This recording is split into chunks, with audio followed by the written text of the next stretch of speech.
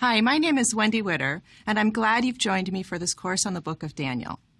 I have a PhD in Near Eastern Studies from the University of the Free State in South Africa, and I also have a master's degree in Hebrew and Semitic Studies from the University of Wisconsin-Madison, and a Master of Divinity from Grand Rapids Theological Seminary.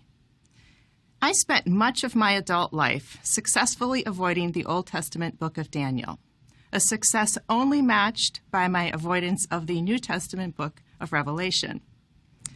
I grew up when the Thief in the Night series of movies were all the rage in youth groups.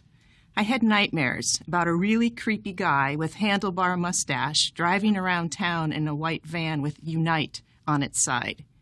He was hunting down people without the mark of the beast.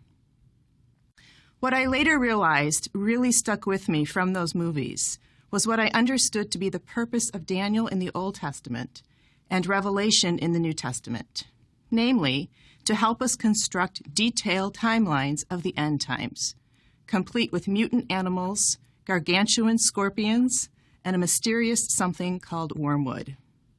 But then every other year or so, somebody needed to revise the charts and predictions because the earlier ones proved wrong.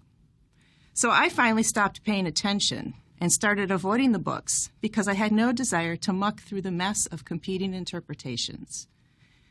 If you love the book of Daniel, and I've just offended you, I apologize. I have grown to love the book, but I still don't love the detailed charts, at least not for their predictive value.